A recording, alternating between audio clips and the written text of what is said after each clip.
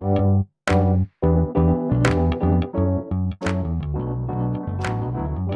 by Riverside.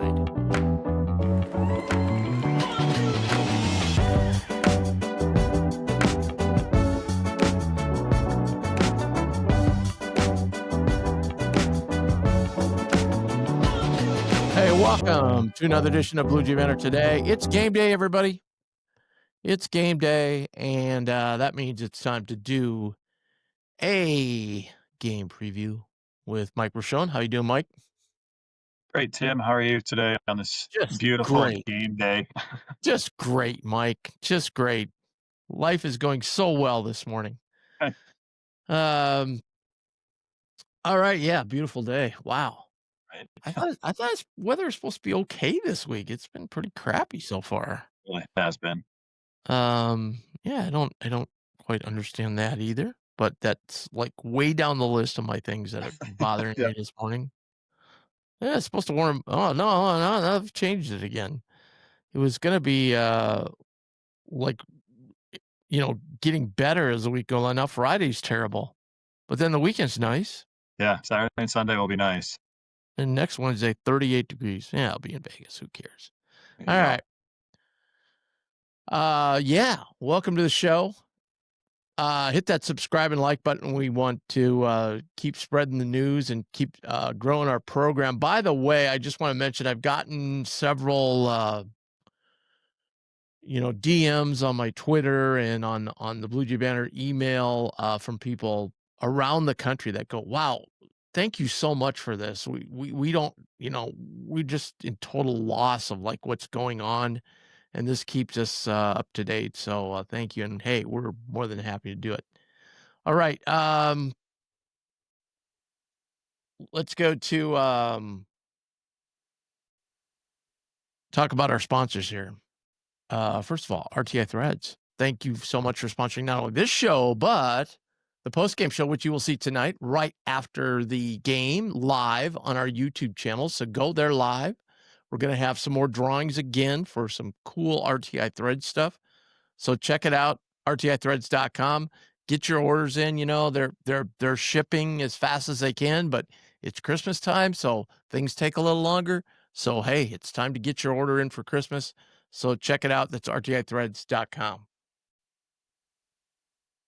Then also our friends over in Fusion Brewing Company. We're efforting them to see if we can get some sort of event going on over there. Thanks so much. Go to infusionbrewing.com. Check out their tasting room and all their incredible line of fall beers. Vanilla bean, pumpkin, the German stout, and much, much more. So check them out. That's infusionbrewing.com. All right. So we got the UND, and look, tip my cap to Coach Mack for backing me up on this one. So a little backstory, if you haven't, good time today to see our post game from the last game to kind of follow up into this game. So as we ended the post game, I said, "Hey, next up is the North Dakota, and this is the only way I know them, Fighting Sioux." Right.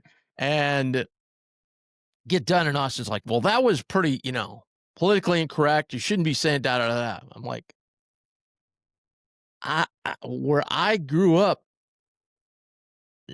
80% of the people still call them the Fighting Sioux. I mean, they just do, because what a great logo they had. I mean, it was a bison and the Sioux. So you had the bison on one side, the Sioux head on the other. That was a coin they played for, a great big wooden coin deal. And, it was a trophy game and for football. And it's just a great thing. And all right, I get it. They had to change the name. So it's the Fighting Hawks now. But anyway, Mac, in his presser on Monday, just goes, "Yeah, he's talking about having coach there, being assistant coach there, yada yada," and he just goes, "Yeah, they're in North Dakota. They're."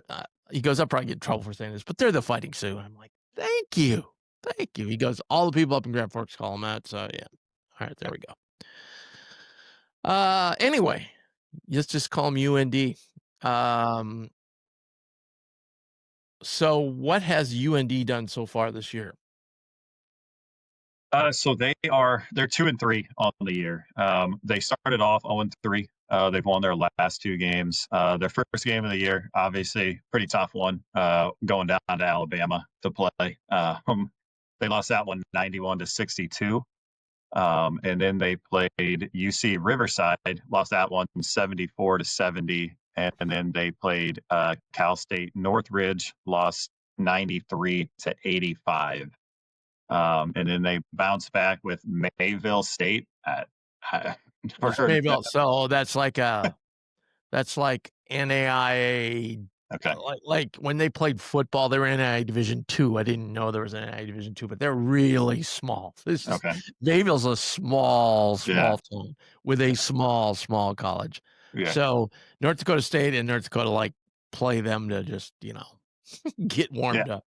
Yeah, and they lost. They beat them 128-58. So a lot of stats were skewed because of that game. And then they played UC Riverside again and beat them 76-74. And they needed an 18-4 run in the final 5 minutes to win that game. They made a layup with like 0.6 seconds left on the clock to win that game. So I don't know if they play Riverside again for the rubber match to see who wins the season series. But and I looked to see if maybe there was like a tournament or something like that as to why they played them twice so early. But no, they just decided to play them twice. So Interesting. Yeah. So kind of based on that, they're averaging 84 points a game, and allowing 78 points a game. And yeah, like we talked about with South Dakota, it's just kind of the way the Summit League is. They get up and down, they score points, and they give up quite a bit of points. So kind of no surprise with them averaging 84 and then giving up close to 80. They're shooting 48% from the field and 34% from the 3-point line.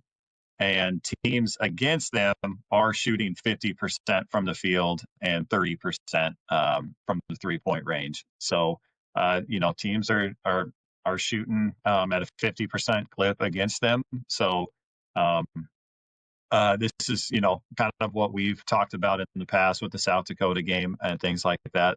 This is kind of one that if you're a Creighton fan, you're hoping for kind of some get right things here for the Jays, especially from 3-point range. It'd be nice to see the Jays knock down some of these open shots, because I think that's kind of the thing where I think a lot of Jays fans are not necessarily concerned because it's so early in the season, but Creighton's getting very, very good looks from 3-point range. It's not like these are contested 3-point shots that they're shooting with 5 seconds left on the shot clock or anything like that.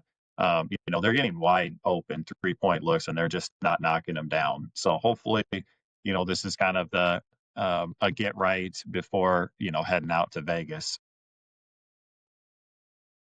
Yeah. And Coach Mack said that. I think I mentioned that the other day that Coach Mack said that about, he rarely just says, he usually just says, yeah, we're just not shooting well, the press conference we had with him on Monday, he just basically said, hey, we got to start shooting it better. Yeah. Right. And can fill you in like a little practice thing. So they put time on the clock, split the teams up in 2, and they shoot. Sometimes they do running shots. Sometimes they just stand and shoot. Sometimes they, like the one they did on Monday, was they shoot. They have to go get their own rebound and then pass it to somebody on the other side. So they're, people are standing all around, 6, 7 guys standing all around the perimeter. And then they'll pass it to that guy, and then somebody's shooting from the other side at the same time, and it's just going. The ball's whipping around, and they have 4 minutes. One team that I was watching, they keep score. The one team had 101 threes in 4 minutes. So it's like, yeah, it's like They're making and it's not like, they're just standing there taking their time. It's Yeah, on the clock, so they've gotta shoot it boom, boom, boom, boom, boom, yeah, you know? And, like we've talked about, Trout making a lot of them, and, different guys, yeah, so, when you talk to players, I know we talked to Isaac Trout after the last game, and he just said, "Look, yeah, I'm not too worried about it. They're falling in practice. It's just a matter of them falling during the game." So, I wanna interrupt this just briefly. There's a report out there that Hudson Greer's red shirt has been pulled. Have you seen that?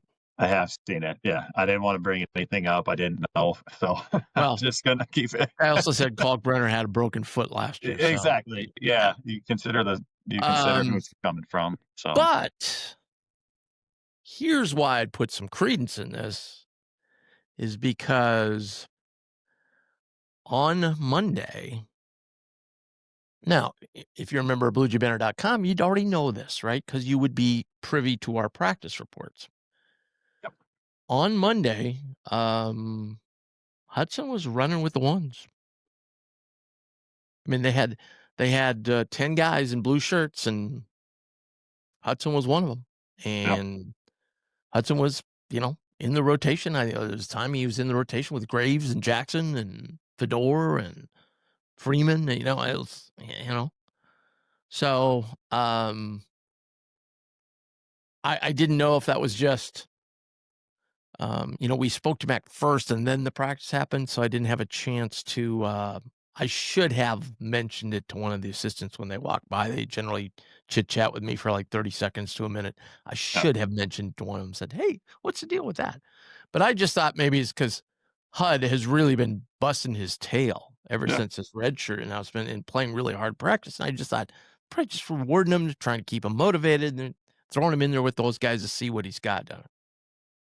So, So John Walker did just tweet that out a little 12 minutes ago that Hudson and Gray were no longer redshirt. So all right.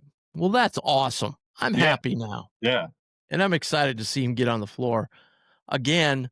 The other day at practice, he did make a defensive mistake that Mac got a little testy about. That's been his problem. yep. But, But that's been Fedor's problem too. So well, like yeah, so I'm not getting into the tongue lashing that Fedor took in practice the other day for defense. But yeah, yeah, I mean, he's not the only one. And, Swartz, the thing that my point was when we redshirt and we decided to redshirt him when I was like, I haven't seen anything spectacular out of Swartz. I haven't think now, granted, Swartz is more of a maybe a 2, okay, where Hud's more of a 3-4. But I said I haven't seen anything spectacular out of him. I mean, Isaac Trout hasn't done anything spectacular. You know, I don't see a problem with having Hud not redshirt, and right. maybe there's gonna be games he doesn't get much playing time, but I don't have a problem with that. There might be a game he might get 10 minutes. Yeah, Um, if somebody just twists their ankle and it's not severe, but they can't play that game, it sure would be nice to be able to throw him in there, for right? sure. Oh yeah, So, 100%. pretty happy about it. So, yeah. Yeah, and I mean, if these first 3 games, you would have seen somebody, kind of take that leap and kinda take over, then, yeah, I think it makes sense to redshirt, Hudson. But, like, nobody's and they've been given opportunities, and nobody has grabbed that, the brass ring, so to speak, and taken off. So, like, yeah, I'm fine with it. I'm excited like you are to see him. I think we all were kind of excited to see him and see him do some good things, especially the Iowa State right off the bench doing what he did. Um, so yeah, I think it's a good decision. I really do. Yeah, absolutely. I you know just like I said, better now than having to pull it 3 games from now or 4 games from now when something Yeah, happens. 'Cause it's yeah, inevitable. You're gonna get injuries, yeah, sicknesses, all kinds of stuff. So, you know, um, I don't know what that does for the rotation. I mean, I don't know. Yeah. He can get plenty of run tonight. Now here's what would be funny if he went out and averaged 18 points a game the rest of the way. Right. Yeah. No. And you know what? We'd all be celebrating. So It'd be like Michael Jordan's high school coach not starting him. You know? yeah. Yeah. Okay. Yeah. So I know they're working hard. They're working hard on a couple of people with North Dakota. And look, and you got to remember, Mac. This is one of Mac's former assistants, so he's Yeah. probably running a lot of stuff that from Mac days, right? Now, Yeah. Mac was a different coach back then, so because if you looked at what he ran at Iowa State, what he ran at UNI, then what he ran at Iowa State, what he ran at Creighton, 3 different things. And that's, to me, the genius of his coaching is he's able to adapt and not just pound a square peg into a round hole.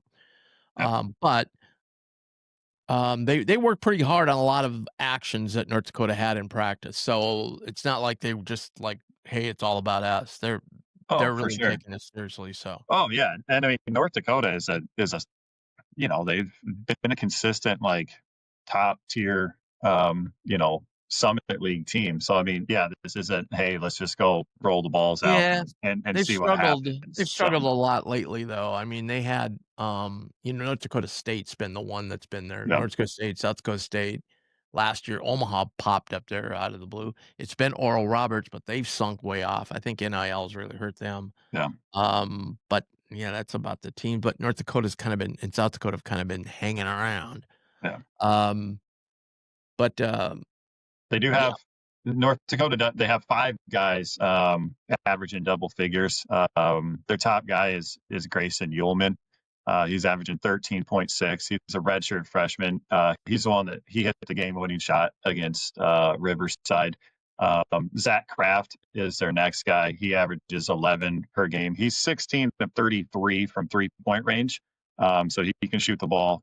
Anthony Smith is their point guard. He has 25 assists so far this year, averaging 10.8. Garrett Anderson also averages 10.8. And then Eli King, he started his career at Iowa State.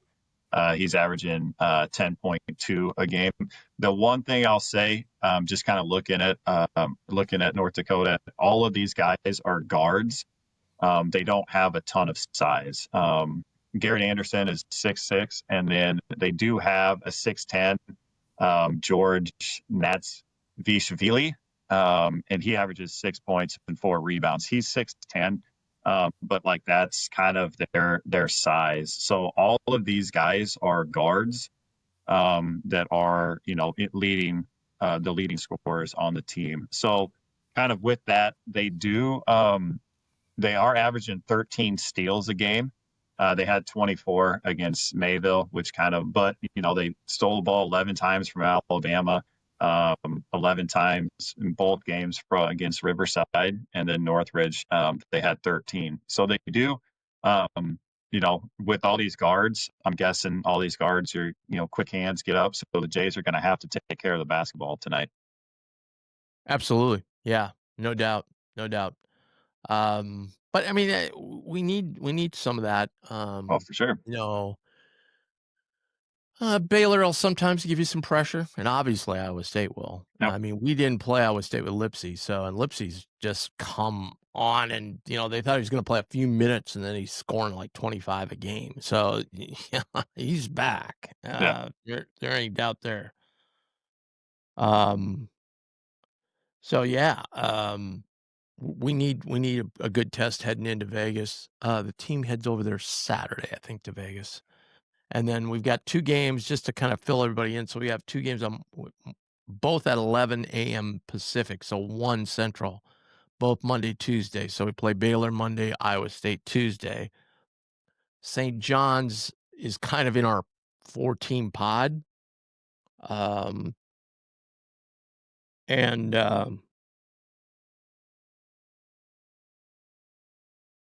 so um I don't know how, and Rob Anderson was at puzzles about all this too, so I don't think you have to win. I think you can, there may be more than, like, it's conceivable, like, St. John's doesn't play us, okay? So,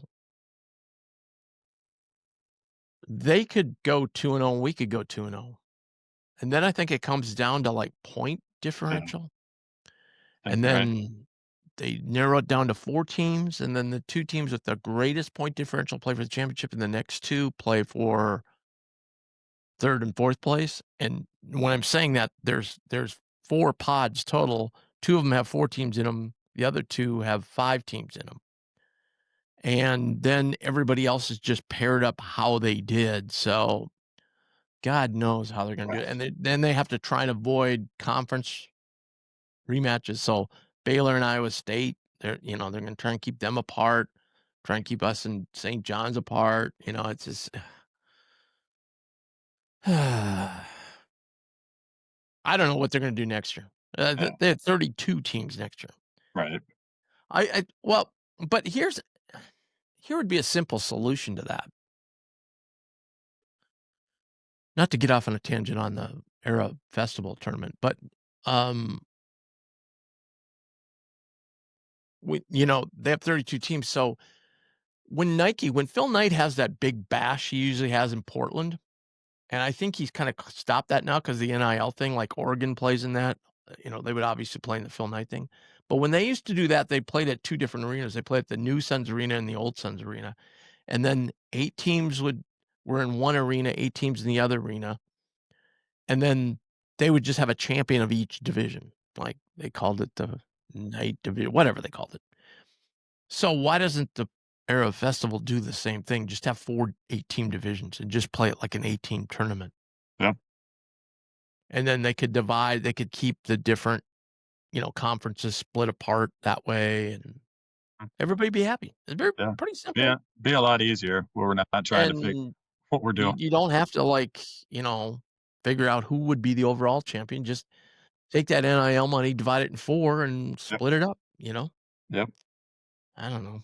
Just seems to me, um, yeah, and, obviously with the redshirt news, my phone's blowing up here. Right. Anything about North Dakota that you know of? Not really. That's kind of they do foul a lot actually. They're averaging 20 fouls a game.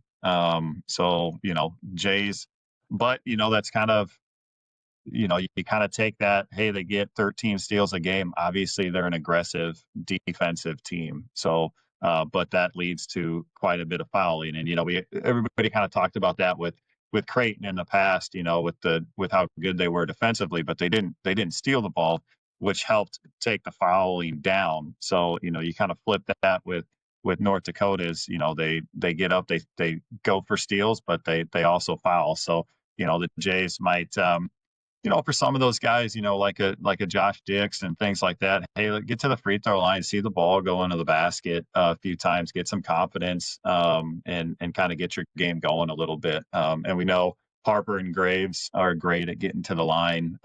So I think one thing a lot of coaches always talk about is what do you do with aggressive defenses? Well, you be aggressive right back at them.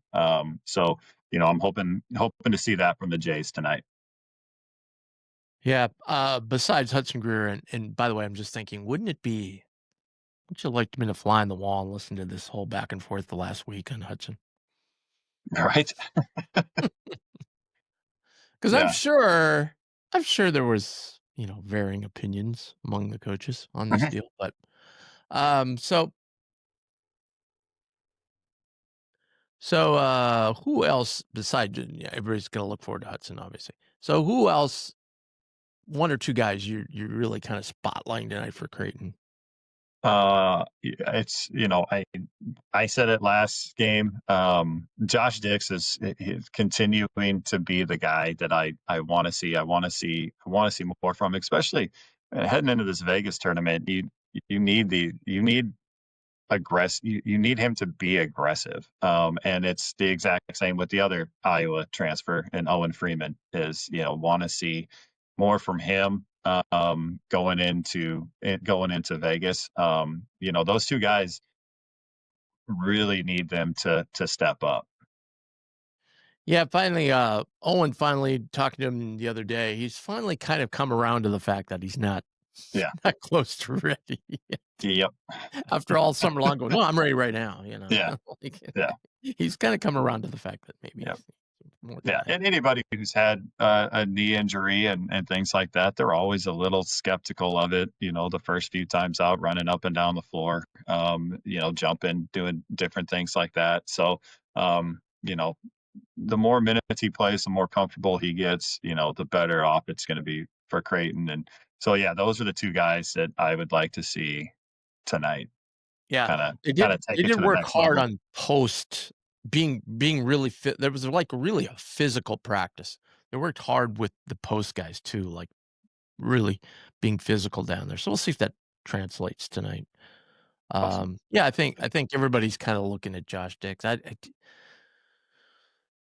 Yeah, I think everybody just like to see him be more Yep. aggressive and more, I'm the guy type thing, Ex- where he kind of exactly. like sitting back and not trying to, rattle any cages and just making sure everybody's okay. And, he's just got to go out and do it, man. Exactly. Do Um, what you've been doing. Do what you did at Iowa. And again, I think I think Austin talked about that at the post game after Gonzaga's. Yeah, he was 1 for 9, and that stinks. But like you saw some things of him being aggressive at the 1 for 9. So like I'll take that over like the 1 for 3, or the 2 for 3. Go be yeah. aggressive. And if you go 2 for 10 shooting or 3 for 11 or something like that, hey, at least we're being aggressive. Yeah, yeah, we're used to that from our point guards. Right. If you're, he's not a point guard, but Yeah. well, except for Ashford. I don't know if Ashford had a couple, Yeah. but I'm thinking of the past point guards. Mo Watson was not the greatest outside shooter. Nemhard wasn't either. Yeah. Still boggles me Nemhard's in the NBA. Yeah. Good for But he him. all along said he was too small. Of course, they said Kalk was too, wasn't Well, he was skilled. he was he was just big, right? Yeah, absolutely incredible. Right. Yeah, I was thinking about that too when I was watching the Champions Classic last night. I'm sure. I mean, Creighton's name keeps building all the time, but I'm sure there's still people out there that are big college basketball fans that think, yeah, it's a little great. And then you start looking at it, well, look at the NBA guys. They've got Kalkbrenner, Shireman, Alexander, if you want to count Nemhard, you got 4 guys. Yeah. Like, just in this past, couple years crop, man. Right. I mean, so anyway. All right. Anyway, tip is at 7 tonight. So come down to Let It Fly before the game, and then after the game, we'll be at Let It Fly for the post-game show. You can see it live on the YouTube channel. We'll have some giveaways tonight. Our player is Jackson McAndrew once again, so it'll be fun talking with Jackson because there's a little bit of a thing here. His dad played in North Dakota, played there when Mac was there.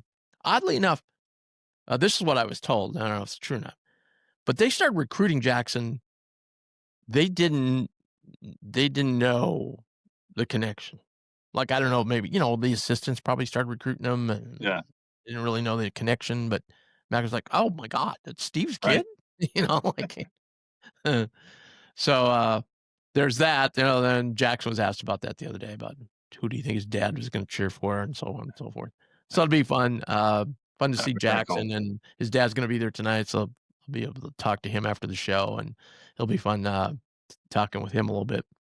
And, I did know something that being from within 60 miles of Fargo, he played at Fargo South, which I had no idea. I didn't know he was from Fargo. Um, so that's kind of it'll be cool to have Jackson on tonight. So, Yeah, definitely. And then, well, as I said, we're gonna have giveaways. The giveaways again, you've got to be live in the chat. So last game we had tons of chat.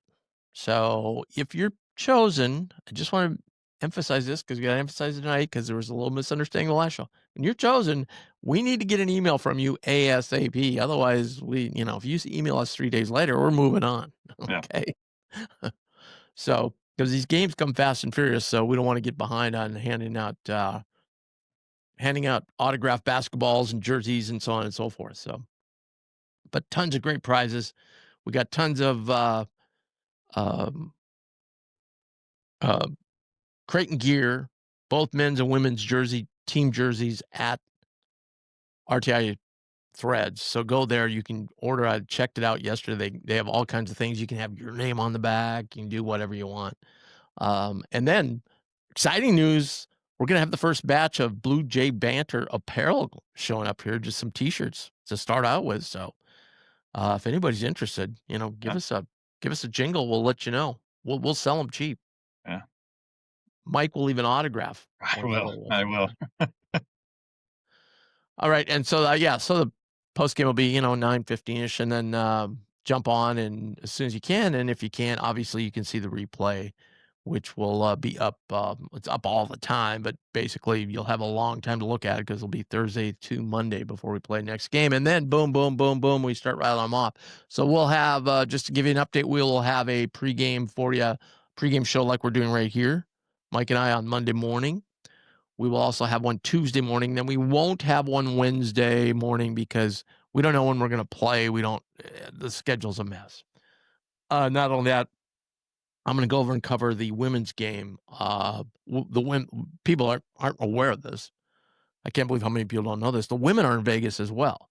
And they tip off on Wednesday playing UNLV over at Thomas Mack Center, which is a hop, skip, and jump from Mandalay Bay. So I'm going to go try and go over there, and hopefully Creighton doesn't play till later, and then I can hit both games. So, all right, very good. Thanks to our sponsors, the Fusion Brewing Company and RTI Threads. Shout out to Fager Construction, too, for all their help with our shows this year. And we will see you tonight. Go Jays. Go Jays.